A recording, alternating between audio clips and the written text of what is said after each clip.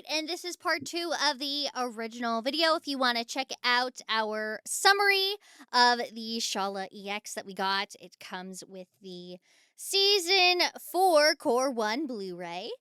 If you have not read it yet, we're probably going to link that below so you can go ahead and read it. We do have a summary on our part 1 video and also an anime-only friendly discussion where we talk about it. This is a continuation for everything that is not anime-only friendly. We're going up to the end of Arc 9 because I am lame, have not caught up with Arc 10, Melancholy If, or EX1 at this point, so we have to do everything before that. But yeah, we got a list of things. This one's going to be a little more chaotic, less organized, because we just have so much to say, so many lore drops, and as Tepe said, the web novel light novel readers are also confused. So gentlemen, where are we starting with our list? Let's get the big one out of the way first. We have the Saintis faction, which is 99.9% certain is Pandora's group, as the Vanity thing was eventually like retranslated, contextualized to be the Saintis Authority. So it's like, where do we go from here? This is adding a whole new addition to this, that this was a major threat before Satella even did her thing. Like, these were the bad guys in white robes attacking cities and the like. Like, that's a huge departure from setting up bases of like marble with barrier magic. We assume that this was the case in certain terms of what Echidna was fighting. I mean, like, but this confirms it outright. And also, it just makes so much sense, obviously. The mysterious group that is opposed to the witches at the time, or apart from them, has, like, opposed to witches, as in we see the warlock of Melancholy, which is, what are they trained? The Valiant, right? That's what they call him, right? Something like that. Yeah, Tag Echidna. There's, like, that, and then, like, we get the idea that, you know, there has to be something that is controlling the witch cult in the modern age, which we know is Pandora. So, that being said, and they want to bring back Satella for some reason, right? That being said, like, we know that the witches of the time were incited to do horrible things. We see the flashbacks with some of the witches. They seem to do it sometimes of their own accord, but more and more, I'm like, Pandora, the mastermind, maybe, but we know Echidna's the main villain of the series. I don't know. It's strange. Like, maybe I think Pandora was the main villain of their series. Yeah, exactly. Pandora's the main villain of Echidna's series, and obviously it's who Echidna's fighting. But Pandora, I think we're gonna get that teased out. Yeah, Pandora seems to keep coming back and coming back, coming back. We see her with Teresia. We see her with Amelia. Yes, she's sort of erased from history, right? Like, Pandora, as far as we know, besides the upper echelon of the witch cult, nobody really knows of something called a Saintis, or at least they haven't mentioned it in same reverie as the heroes that stopped the Calamity. In my opinion, the Calamity erased all information of who the Saintis and the Valiant was, and the only people that know are people from before that time, you know? True. Yes. It lines up that at least the Pandora full erasure has to be at least relatively recently, because up until then, the like a normal witch cult faction, up until like Amelia's freezing of everything, knew of her. Fortuna knew who she was. Like, that this was still like a known threat at that time, but doesn't seem to be anything at all. It's not like Teresia recognized, oh, this is Pandora, the witch of Vainglory, the Saintis witch. Yeah, exactly. So we might assume that, you know, like, the reason why, sorry, what's her name? Fortuna knows. Yeah, Fortuna knows who you know, she is probably because of Satella, right? So, like, that's part of it, right? She could also just remember from being alive. Yeah, she's old. She's an elf. Yeah, it's not just Satella. I think she probably had some hand in the involvement of the death of Amelia's parents as well, I imagine. Yeah, Pandora or Fortuna? Pandora. Oh, okay. Because Pandora says, "Send my sister-in-law in hell," or whatever he says. Oh yeah. Wow. My brother and my sister-in-law in hell, or whatever he says. Yeah. It's because, like, the whole thing with Pandora is she seems to have destroyed the witch's cult from being someone devoted to Satella as like a heroic, loving figure. That like maybe Amelia was like the next reincarnation of the role in history, because Satella's still alive. Like she's not dead, so she couldn't have literally been reincarnated. True. But Pandora's influence has been turning the leadership of the witches cult from people like Gus to people like Betelgeuse, in that they have The extremist faction is called, right? yeah, the extremist faction, Whatever. which ties in. It's like this is the Saintess group. They wormed their way in over time. How do you think that came about from what we got here? Because like clearly they're fighting against them, and if this group devotes itself to Satella, Do you know what I think? And this is kind of like the opposite of like what I think people were like initially thinking with what this was set up. So this is why I'm kind of leaning this way. Is that especially with the idea and concept of a Saintess and a Valiant, and especially with Hector's reaction to what happened with like Echidna and all of that, I'm posturing here the reason that they were the main antagonists to the Satella party is because they were worried about what would have happened, which is what ended up happening, which is the calamity. Because Saintess and Valiant, you think of like as stable figures that like protect the world, right? And my imagining for this is that they were trying to keep the status quo. They were trying to protect the world in whatever means and ways they wanted to. And so the desire for Pandora to unleash Satella is either twofold, and it's she actually doesn't desire Satella to like eat the entire world again, but it's almost like she wants it to spit it back out, like she wants to fix it. Do you know what I mean? Like fix the thing she's consumed, like paste it back out. Almost. Perhaps.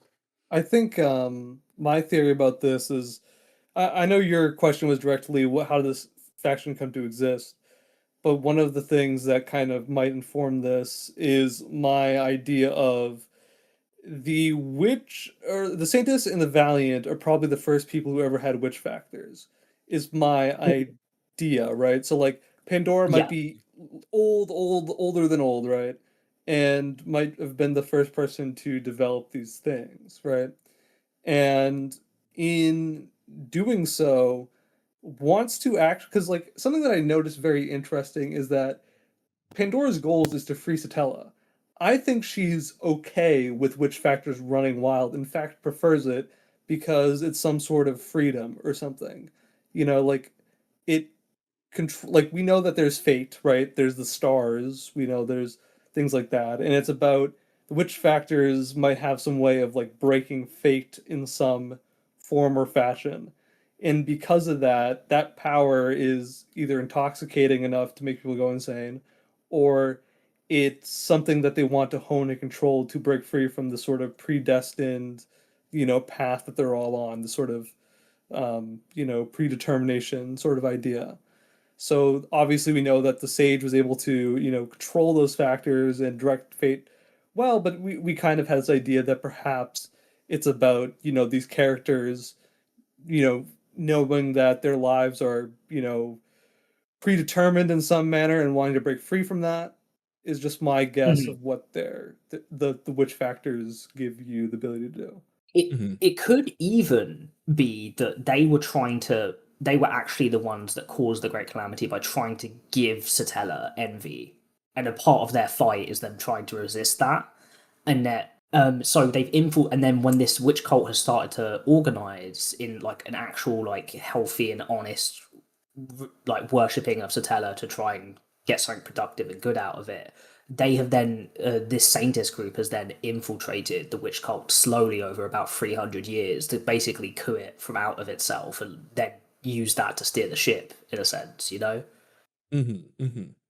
Something I want to throw in as a bit of speculation just before we move on from the Saintess faction being like our enemies here at this time period, is a possibility that the gospel that comes up even with Leilani's part of the story here, like that's what led her here. Is that what the Sanctus faction was after in attacking the sanctuary and Echidna? So they were after their prototype for making their gospel. I could see that. Yeah, that doesn't seem to come up with Gus, but it comes up a lot with Betelgeuse and leads them down the wrong path, right? Of like everything they're doing that's kind of wicked and terrible. And it's But ironic also to seem to me. be good. It's ironic to me that the idea of maybe the people which factors, trying to break fate, and then giving the followers, these people who are incompatible with witch factors, or perhaps, just their cultists, this perfect guidance that perfectly lays them on the path that only helps their own ends. It's sort of like this ironic thing where it's like, oh yeah, you guys follow the fated path that I lay before you, while I go and become some all powerful witch or whatever. That's just sort of. That's vanity, Mhm. is it not? But that kind of sorry? Oh, I said true. Oh, I thought you said who. All right. That kind of leads into the next kind of thing that we see here is a yet another perspective of Echidna that we hadn't seen previously, which brings our count either to 5 or 6 of different iterations of Echidna. Like this woman has Or is this so the many OG? faces. Or is this the OG? It could very well be. She seems quite nice here. A little has a chip on her shoulder and trauma with her parents, but in general seems like quite a Pretty good person. normal. Yeah. Because of that bit of trauma, it Well makes her adjusted. feel almost human. So I kind of feel like this is her original kind of state of being. Maybe a little bit younger than like more naive in her situation, but also like I don't know. I don't know how to explain it. She just does not feel like a mean, nasty person. So She's I feel like self-aware more than she is, and she seems to care about people more. That especially her seems to be It's the more creations. case. vulnerable. Like Yeah. of every time we see a different version of Echidna, they are like a much better person than the one that Subaru and Amelia talk to in Sanctuary that becomes Omega. Like that witch of greed, which is supposed to be like a younger version of her. And it seems like this one, who should be like our youngest in the timeline so far, is already like more mature and kind than that version of Echidna is. It makes me wonder when we hear a lot of this stuff from Depay about Echidna is supposed to be the main villain. Does he actually specifically mean Omega or the Witch of Greed being the main villain over any of this other instances of Echidna? Because I feel like that's probably what he's teetering towards, right? I don't know if that's actually come from his mouth. That she is, just that she has been, quote, the bad guy behind the arcs, which No, is true. the quote is the main villain of ReZero's catchphrase is it's something this is a line from the main villain of the series. It's something they said, and it's exactly what Echidna says in the flashback talking to Al. So it's confirmed that she's the main villain, at least according to him, 6 years ago, whatever it was. He has also since then said, "Please disregard all my previous Q&As. They don't mean anything anymore." That's fair. That's fair. But Evil basically, man. yes, that's besides the point. One of the points is this idea that, like Roswell, Still, and Betty both have this desire to free Echidna, which means that that's their goal. And at first we thought it was foolish, but knowing what they know and now knowing what we've seen of Echidna, we see why they might feel that way. We don't know what type of weird magic and soul inscription stuff that she's done over the years that have messed up who she originally was. Or Yeah. fixed who she originally was. Well, that's what I'm kind of Mhm. thinking. Maybe she was a bad person from the beginning, and I feel like her contempt towards Satella and Amelia might be, especially specifically in like the Tea Party in season 2, and her like anger and hatred towards Amelia and by proxy Satella as well.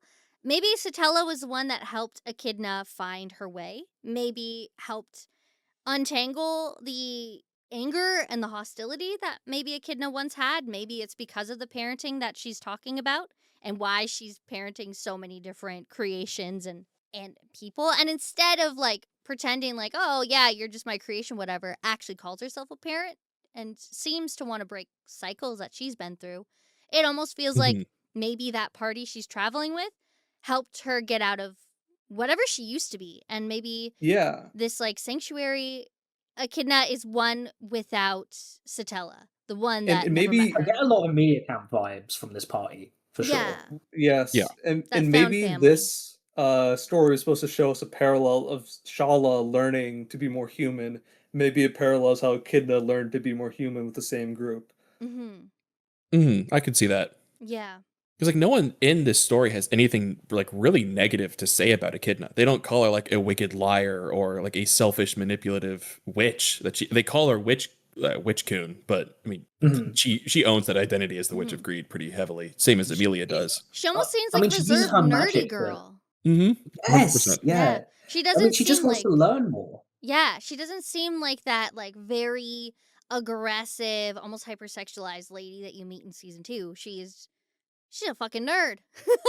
She likes to learn. This She seems like this she isn't wears an Echidna over. that's. Go ahead. No, my comment was stupid. No, say it. Say the Oh, stupid comment, then we'll go back sorry, into the sorry, next. stupid first. I, Yeah. I was gonna say that she wears baggy hoodies that go down to her knees. Yeah. That's why she's wearing that long ass dress that shows nothing. Okay, well, She did put on the schoolgirl outfit when she was in Subaru's flashback, as a point there. yeah, but that's Yeah, the but that's a sanctuary echidna. Oh, that's one you Mhm. mean? Yes. Yeah, Okay. yeah, Yes. Yeah, and this is the point I was going to make. This Echidna wants to learn everything she can, but she's using a positive spin on that. If I help people, if I do these things, if I empathize with people, I will learn more.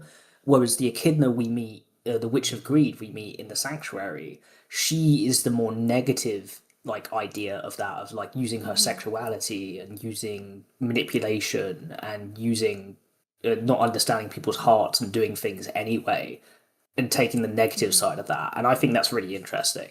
I kind of Like two different wonder interpretations of that greed. if like with the play on, restarting your timeline and stuff like that, and the Witch of Envy, being the one that gives Subaru's RBD. I wonder if she had some ties in that with Echidna as well, helping her satiate her greed for knowledge. And like the Sanctuary Echidna is a timeline completely without it, but the Echidna who was on the Earth got to have that ability to some extent and maybe gain some humility through it. But I feel like it's yeah, I feel like that's my new headcanon of like maybe this calamity caused by Satella was actually something that Echidna set in motion and she took the blame for to be seen as the bad, so that Echidna could like move on in life and try to do something different. Maybe that's why Satella's locked up and not her, because she wants to be the person that takes on that for Echidna. Mm-hmm. Because Like Amelia seems like that kind of self-sacrificing as well. it is, and I'm just gonna I have it written down like Witch of Greed that we Tea Party Witch of Greed one. That one I'm just calling Omega, but she makes a point of saying like I hate you so much to Amelia when she acts exactly how you're describing about Yeah. like herself and about others in season 2. It's like there is something that happened that either shattered their friendship and made Echidna into a horrible person, or the opposite, in that they kind of Subaru'd her and brought her out of like a really horrible funk of who she was. And every time we get a new perspective on her, I'm just trying to piece together the puzzle of when did this happen? Who did this? Who is this iteration of her? The only thing I can concretely say is that Omega is the worst one, where Yeah. even Al meets her and is like, "You're awful. I hate you. Go away." You're not Echidna, is this thing, Yeah. right? Like you are. You're not You are Sensei. her. She's Okay, iteration well. number 3, by the way, is Al Sensei. So that's a Yeah, fun that's one. Sensei. Yeah. Don't even know what happened that one, just that she got replaced. That one's really confusing to me now. It's even more Yeah. confusing to me. That one's weird. I don't know what happened to that one or why that one even exists, but it just exists, and I don't know when it exists. Like Yeah. that mystery is bigger than it's ever been. I mean, it always gets bigger. Like it, I've always come to the conclusion that good luck trying to solve Al's time weird stuff going No, on exactly. because Yeah. it's really weird. I think he put that in there so we see something's coming, and then when it finally comes out in a couple years' time, we're all going to be like, oh my god, there it is. But it's never going to be anything that makes sense, because he's the That- fucking king of breadcrumbs. It's That gonna be like afterward. Yeah. it's gonna Now- be 3 flashbacks deep into a different parallel dimension, and we're gonna be like, okay, Mhm. sure. There it is. Exactly. Yeah. That We afterward do- proves to me his. Oh, sorry. Go ahead. Yeah, say it. Say it. Say it. That afterward proves to you. That afterward proves to me that like there's a lot of these things that we need more context to figure out. Like the stuff we can kind of have an idea of, but like it's hard to formulate concrete ideas until we have the final pieces. One of the pieces that we did get here, though, was that Echidna already has the ability to move souls around into different vessels. True. Which I think there's some connection there between whatever Al is and her doing that, as well as her doing that to create Shala. Like, did she throw a soul into one of Daphne's creations? Who knows? Yeah. But Very there's possible. something That's a funky going on. great jump off point if nobody has anything else to say. No, yeah, go ahead. Okay. This is what I've been theorizing. This is what I've been crafting for a hot minute there. So we got Louis' death. We assume is Louis' death. As Leilani is transported the fuck out of the tower. Where am I going with this? Okay, I'm connecting so many things at once. But let's talk about Louis' death. I still don't know how this ties in, but I have a feeling with Shala's teleporting of Leilani out of the tower and that one baby dying, I feel like somehow, at the same time, for the stomach to rip open, if it wasn't a translation error, I feel like Louis might have like jumped out of Leilani and potentially her soul stayed in the tower, if not her body, since, there's supposed to be triplets in there. And that's how Louis is in the tower in Arc 7 to some degree. I don't know how that works, but especially since we see her in Arc 7 and 8 have this like little teleportation jumping power, as we see with like the 11 Seconds of Hell. We see as she reunites Subaru and Beatrice, all that stuff. So I feel like a combination of Shala and Louis were that factor, and also could potentially Subaru, Rem, and Louis being thrown out into the Valachian Empire be because of Louis and Shala and Satella all at once? Because that's a far distance. But clearly Shala has the ability to do that, even though Shala's a little scorpion, which kind of question I marky. think for that, the specific teleport of everyone that leads into Arc 7 is Satella, because she does the same thing to Subaru later on in Arc 7 of just washes him over and teleports him away. Right. And So they all have this ability to teleport. It's weird because the way this is written, it says that Shaula just threw her out of the sea of sand. Yeah. Which I think means that she like literally physically pushed her out of the sand time back into sand time out. Yeah, that And she shot because of her, the- got a bag of food, and then threw her across the border. That is Yeah, fair. and because of the time and like space distortion of it, it shot her back out. And do you know how it mentioned that all of these people came with her and died along the way? The reason why people find her out there is because the implication is that people are looking for the survivors in that group. Oh, that right. went. It's just outside of Sandtime. Yes, that makes sense. Yeah. All right. Well, check that. But you were right on the point that I'm full agreement that like Louis' soul, at the very least, some existence of her, either like died in the tower, and that has some significance that we've never allowed a loop to persist long enough to know what that is. Or there's some like weird shenanigans with her like being in the womb for that long and then dying after the time where she's supposed to be born but not having been born yet. Would it be interesting, especially if the mother is gluttony and the children become gluttony? I know there's phenomenons of where children can kill each other in the womb, like accidentally, right? Could that be a thing of her brothers did that to her in the womb?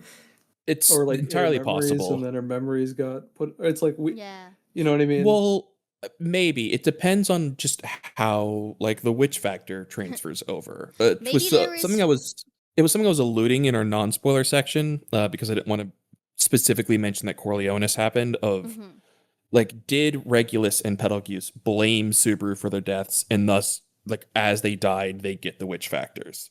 Like, is that why that happens in the loops where Subaru gets the witch factor, even when he's not the one that kills Betelgeuse? Like, when Puck kills him, Subaru still like got influenced into Sloth there. That's a good point. And then later on, Subaru tells a spirit to kill Betelgeuse, but he still gets the thing, even like Otto's right next to him.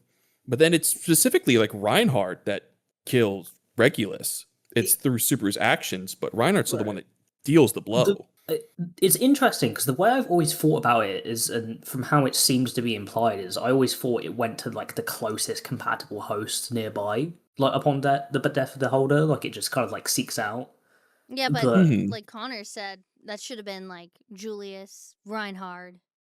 kind of think Rom. compatible, Rom. I guess I should Rom, say. because like Rom doesn't have a divine protection. She could have picked up the gluttony thing at one Mhm. point, but like since we finally get a death from a witch cultist perspective here of like knowing exactly what happened to their witch factor immediately after that, Mhm. it's her blaming her death on her kids part of what makes that transfer over. And that the way to like get it outside of someone, like how we see the sloth factor is someone dying of their own volition. Yeah. Because like we know that sloth like bites off a waterfall and then just lets herself die off the Mhm. great waterfall. So sloth doesn't have like a new host to jump to. So it's an interesting thought of like, is this Yeah. what causes it? I think And it's a like, good theory. could we see that happen with someone else later on? Especially because like Louis is a companion character now. Like, are we going to Yeah. see something like horrific happen? We've seen how these are transferred, right, from Petra to Klein, right? We've seen that That one before. we did, yes. Yeah. So there's like a way to like actively transfer it. I don't know what True. happens when you die though. It just seems like Yeah. maybe that's different. But we see that Flugel You have put to will it. his witch factor into bones, and I don't know, man. It And- seems like it's intention based. Like maybe they're haunting him and that's the reason why they give it to him. Yeah. Like Mhm. that could be And part of it. gluttony can be split uniquely too. I mean, part of Arc 6, right, is that part of Louis' factor gets split and then put into Subaru with the other Louis, and it's like a whole thing of like, is that a unique thing to gluttony and how that works because of their birth and circumstance? Like, what's So going on with Hey, that? maybe there was 4 that kids. Maybe there were 4. that's the other side of like what causes it that I wanted to bring up here, because even though like as I mentioned not even 10 minutes ago, Tape said like ignore all the previous Q&As, in one of them he did explain that none of the witch factors could be split up amongst multiple people, and he said that including the gluttonies. Is it possible that they're just like it's only in Louis and the others are just eclipsing her ability to have it? I could see that. Or maybe Or maybe because do they okay, here's my thought just now. Maybe because they're all are the same person. Let's assume that because there's a thing, I mean, in like I would say like this is a magical thing, right? Which is just like, oh, twins are the same person for Mhm. things like inherited things, right? Let's I mean, just we get assume that that's with the Rom case. and Identical Rem. DNA. So yeah. Yeah, Rom and Rem, right? Because they have to share it, right? And Mhm. when Louis dies, right? Like, let's say that Louis like dead or their soul gets put in the thing. It doesn't really matter. But because they all need to be possessing of this gluttony witch factor, Rui's information still has to be around for them to access the gluttony factor. So the information Mhm. doesn't go anywhere into the tower because the witch factor still exists and it's like imprinted onto their soul so they cannot leave or whatever. Like it Mhm. might be something weird like that.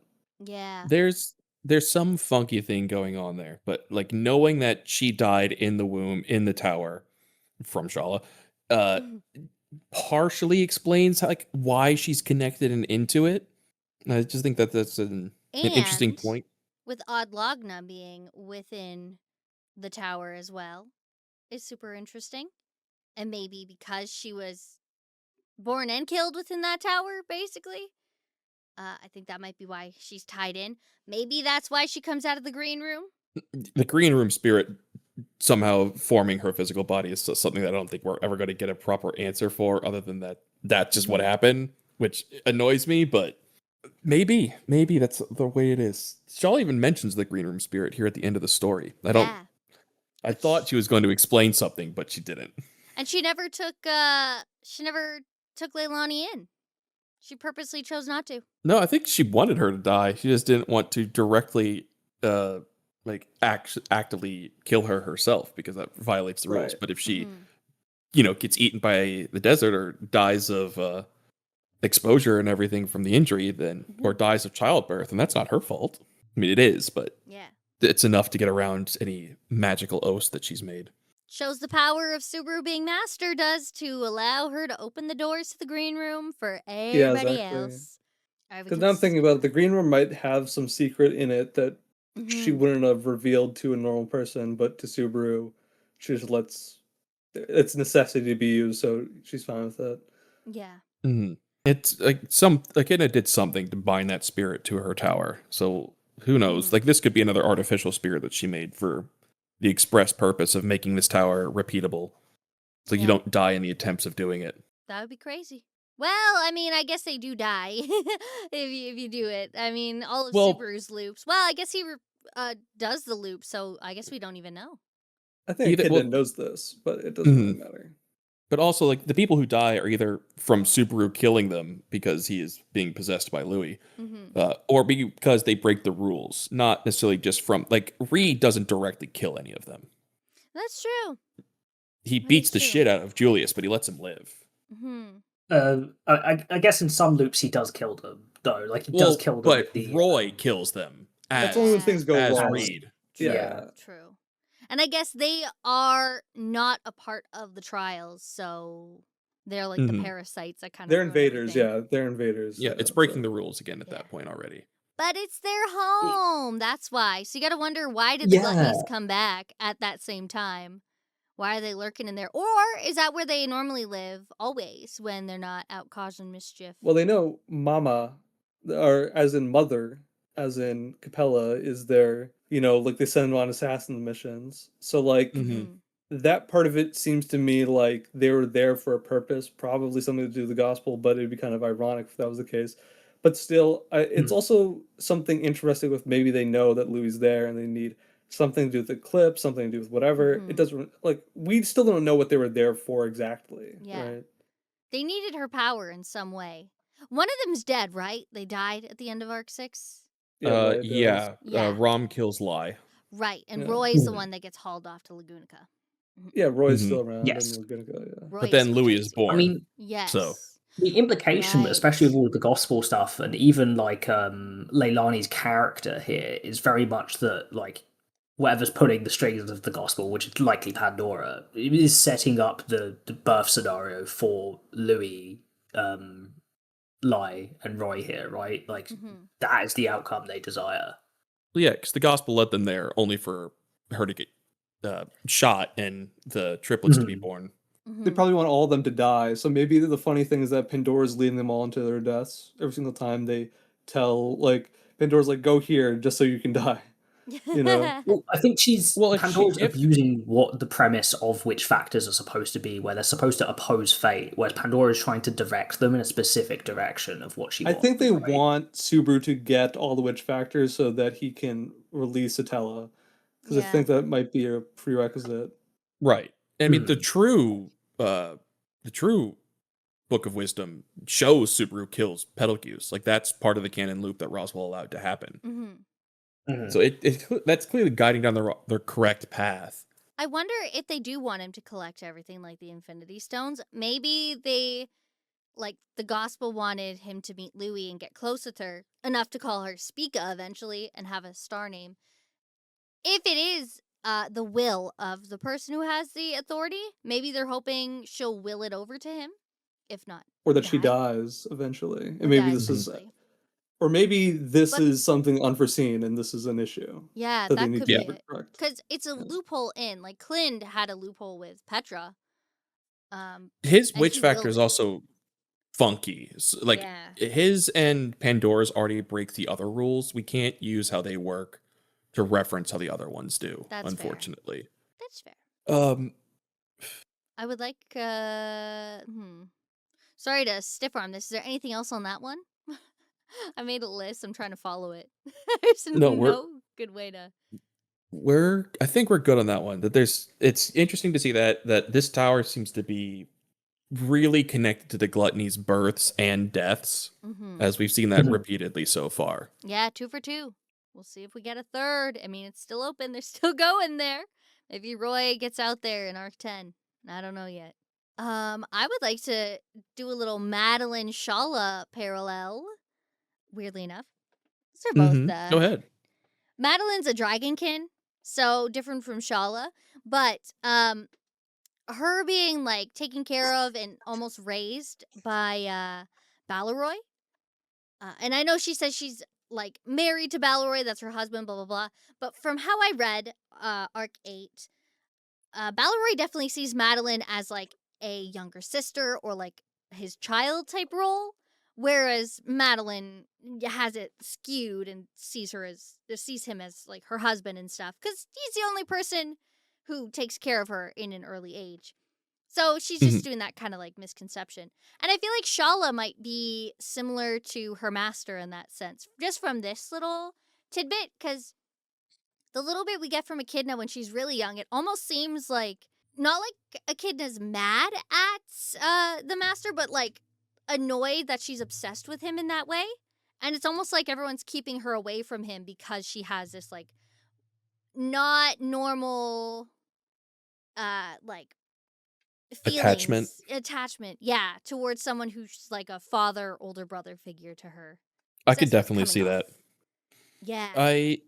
I can't remember where I read, it might have been the beginning of this, that Shala chooses her outfit. Like, this is specifically one that this is not like something that her master put on her. Like, we had previously thought that, oh, this is Subaru's colors. This is probably a flugal reference of he's dressing her in the Subaru colors to make us think there's a connection.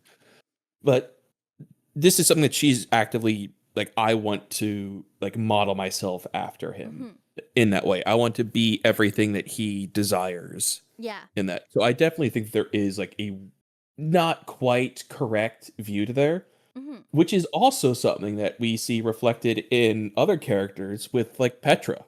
That was like someone that Subaru does not see that way, but absolutely like wants to be who he sees it. It's kind of like the it's unfortunately another connection, but it's a bit of a lollymancer trait tied to Flugel here then. Yup.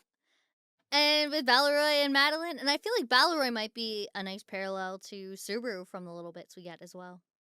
Unfortunately, he has to die, rip. I'd say so. Just like the forebearers of Subaru are like characters in the story. I feel like Balleroy and Madeline are almost like the warning story for the others. I feel like they didn't tell Shala necessarily that Flugel has definitely died at some point or is not there to any extent. Because she's still waiting for Master after all these years, and Subaru comes in. So I feel like not telling her that he's like gone has helped.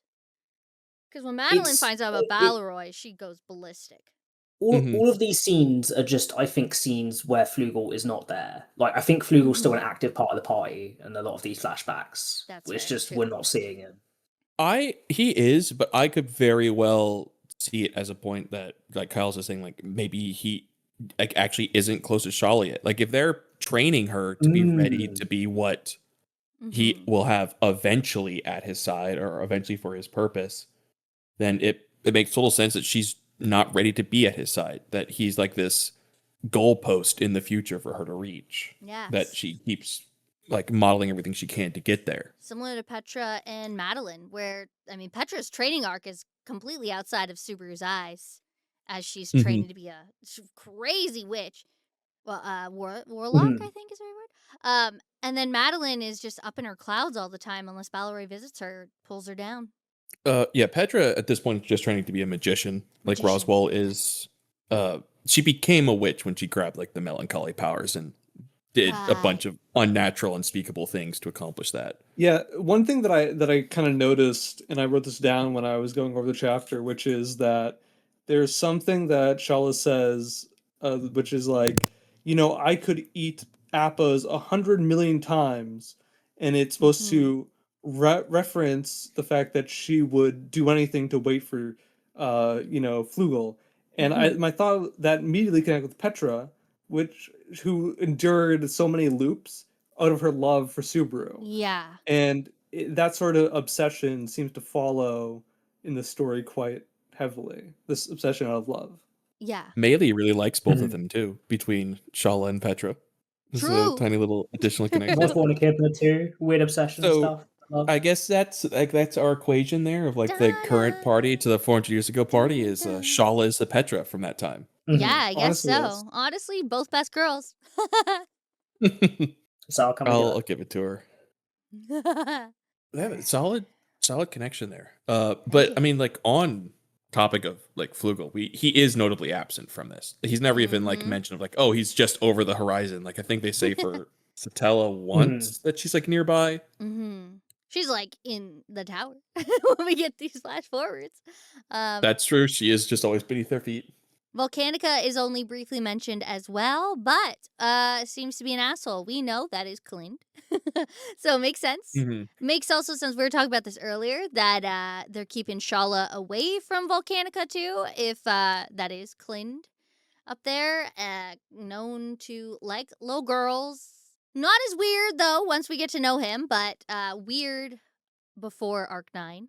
Right, Yep. because Creep even presenting wholesome, actually. it Yeah. makes me now realize that Volcanica probably, like the dragon, probably liked little children too, in sense of like, Yeah. oh, you have so Mhm. much potential, little human, that type of thing. And Yeah, she's like like dragon for sure. friend, yeah. so unaware. So And that makes sense. it seems like dragons are just like out of touch with humans. Makes sense. They're fucking dragons.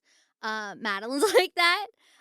Every dragon person we meet, obviously Volcanica's a dragon husk as we meet him at the top of the tower in Arc 6. But They're starting to get a lot of odd correlations between dragons and lollies in this series. Whether we have like Capella taking like as those her two primary forms are a giant black dragon and a lolly princess, or Missoria becoming one as a dragonkin, oh or yeah, Volcanica becoming borderline lolicon as a dragonkin. makes sense why Reed Is eats them. yeah. Oh, I feel- I'm starting to give Reed a bit more credit for hunting these things down. I feel like that this is tapping into a whimsy element that a lot in a lot of more serious fantasy stories are kind of forgotten about with Yes. dragons, in Yeah. a sense. Does that make sense? Yeah, like a Spirited Away the kind of thing. childhood and like the magic of that. And I think them having an innate connection with children is probably what that's leaning into. Anyone Mhm. watch Dragon Tales growing up? Yes. Dragons Oh with my little god. kids. Dragon Tales, Dragon Tales. It's almost time for Classic. Dragon Tales. Classic. Wow. The sleeper agent just like fucking Mhm. awoke. Zach Weezy. All right. Sorry. Let's talk about I'm Farseal sorry that and the Fett. gold are not old. You know what? I know that jingle. I don't remember Yeah. watching it. This is what we get for That's being fine. between our birthdays, Kyles. This is just Yeah. It's I'm fucking sorry. annoying. we're getting ostracized for our age. Oh god, we're both in our 30s. Ew. The age of 30 is in demand. Well, I fucking better be. Still young and spry. Oh yeah, I've seen those videos recently too, Gold. Appreciate it. Thank you. Thank you. Yeah.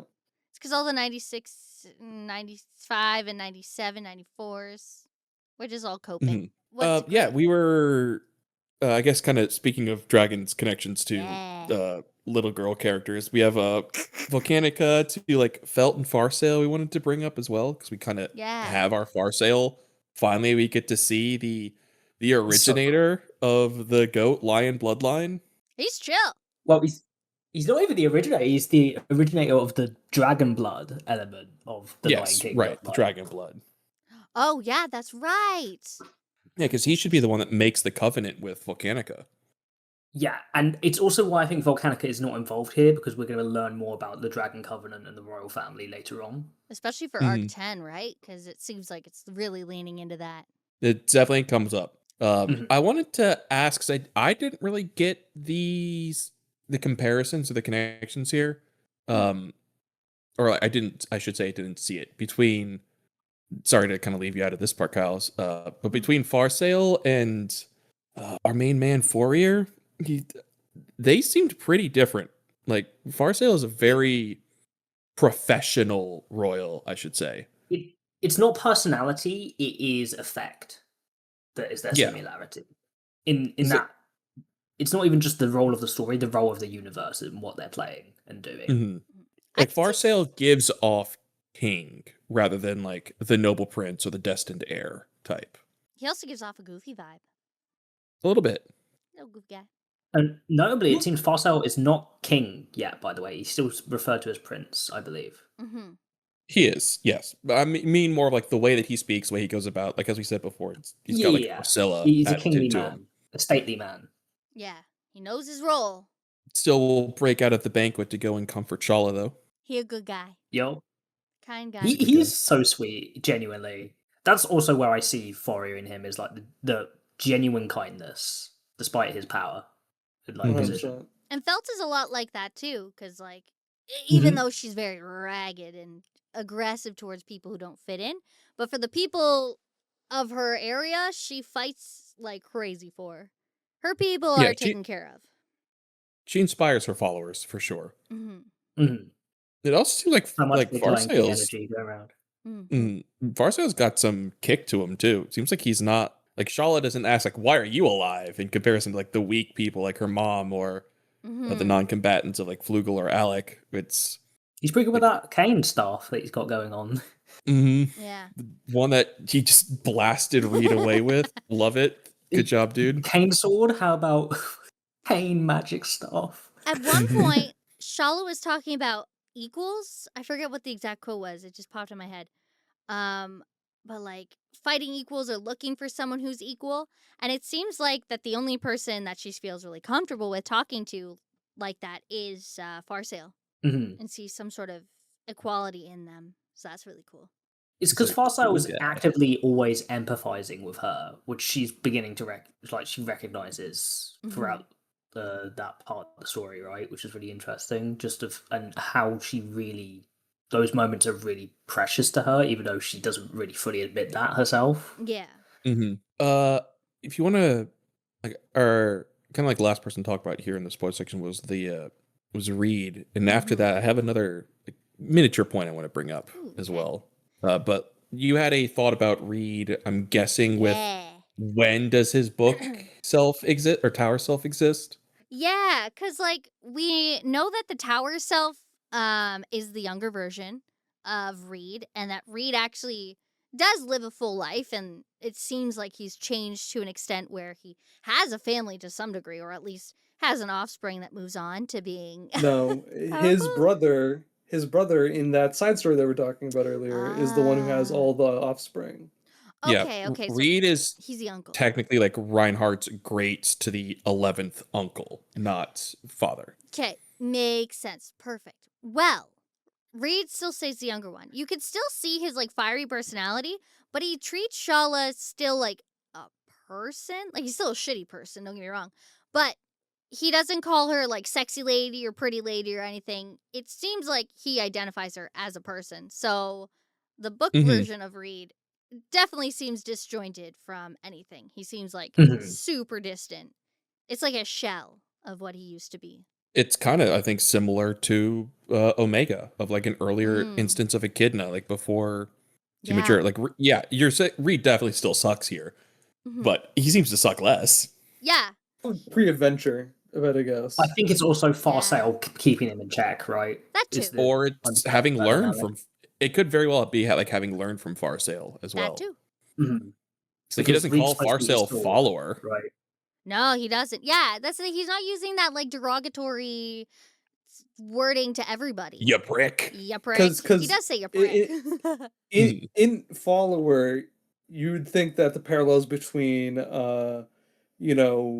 Furrier and Subaru, and then Subaru's parallels to Farsail, meaning that when Reed would see Subaru, he wouldn't call him a follower because he follows somebody like Subaru. Is basically what I'm trying to say, right? Yeah. Yeah. That's like this, I think you're definitely right. This is like if the Book of the Dead tells like his whole life story, they could have just plucked this from an earlier chapter. Because in that instance as well, I think he says like I only even picked this dang thing up like a few months ago. Like that is a very inexperienced quote unquote version of Reed. Yeah. You cooking? All right, what's he doesn't even have his sword. Your point you got there.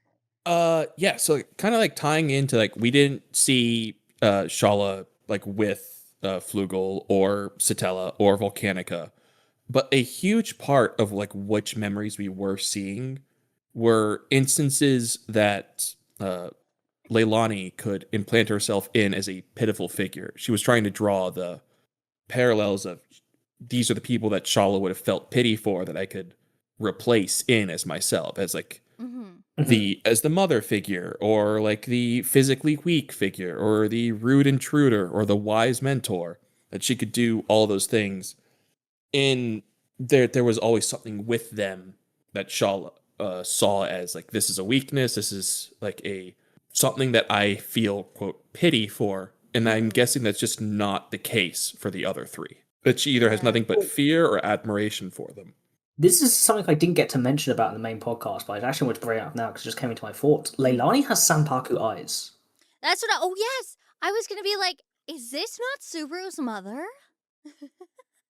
Is it? I how many characters have that in the story?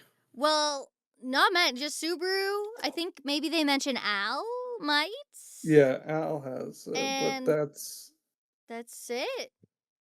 yeah, that was a weird Mhm. detail. You're right, and I was And with Sanpaku eyes is a thematically relevant thing, so it's interesting that she has Yeah. them. I've been Uh, talking for a while with my theory. I know we weren't going to talk about the Subaru's Flugel thing or the Kenichi Flugel thing, but like maybe that's Subaru's mom. Maybe. I checked just as like a quick search. Apparently, Fortuna was mentioned as having Sanpaku eyes, so it is something that happens Ah. in the world as well. But that's the third character as well. Then that's a mother figure with Fortuna eyes. So Mhm. make of Yeah. that what you will. The lines they're being drawn. That you know what? There was oh my god, I just said it like a few minutes ago. Odd Logna. Odd Mhm. Logna's nearby. I mean, Iris Well, shows Agnes us everywhere. Yeah. Iris shows us they Literally. change every time, but Yes. All right. Anything else that we kind of want to cover from here? I mean, it was last cool to see thing- all this. Yeah, last thing is that Hoshin's values kind of parallel Yorna's values in her city that we see in Wallachia, which I'm blanking on the name of that city. Demon The City. great Demon city of City. chaos flame. Yeah, Chaos Chaos Flame. Flame. Yeah, we were there. Come on, don't you remember? Yeah, I do. I forgot Back the in the name. You good were there old in another D&D life. days. It's been In a while another since world. that campaign. Yeah, if Karagi parallels Chaos Flame quite well, I think Chaos Flame has a lot more of a variety of people, but the same kind of values, which is really cool. It is. It's a very it's a meritocratic sense of them. Mhm. I won't bring up specific real world examples here because this is not a political channel, but I do think that Tepei is trying to make a couple statements about like many places in our modern world with a lot of Yeah. these countries and what goes on with them. And I think Kararagi, especially with the context of what it's supposed to be, can be applied to many different countries of like different idealistic values that maybe don't live up to the original concept of what you would think of that in a heart, you know? Mhm. So it's kind of Mhm. interesting to think about what he's trying to say about human nature and like our own world through that. Making an isekai is real smart. If you make a fictitious world, it's a lot easier to digest and handle. I can't 100%. believe that Hoshin was Ryusui all along, Wolf. Oh my god, yes. That's amazing. All right, but yeah, I like Hoshin a lot in this, and I'm Mm-hmm. just glad to finally have like a canon in universe source of he's not isekai, he's just a weeb, and we can move on. And from also, there. we don't see the evil sunset of Bernard and Hoshin. We actually get to see the Hoshin that's idealized and actualized. I you know? don't know if Banan Sunset was Hoshin. That could have just been attributed to him after the fact. Who knows? That's true. Before we How go far did he go for the today, dream? I wanted to quickly shout out we have partnered with one of the ReZero Reddit pages. The exact one I will post down below. But they have a wonderful Discord server that we have partnered with. And by the time this episode comes out, I would have announced it in our Discord channel. I'm going to link it here. But on August 10th, 2026, they are interviewing Sean Chiplock in the Discord. I am helping moderate. Asterix, I believe so. So we have another interview coming up with Sean Chiplock. If you want to tune in, there's already 591 people interested in this one happening. You can go check it out. We'll put the link in the Discord, we'll put the link in the description below. It'll be in our Discord as well if you've already joined us. Go check it out. It's just before Cour 2 starts up. So if you catch this right as we post this on the Friday, you can go join us there. If not, maybe they'll have it posted. We'll link our Sean Chiplock interview right here. If not, and we'll That's be back exciting. with our what's it called? Our reactions. Starting Wednesday, August 12th. Yes. Yay! Yeah. Indeed. But until next time, all, Bye I bye. guess it's time to bid you goodbye. Bye, everyone. Thank Bye. you. Adieu. Bye, Shala.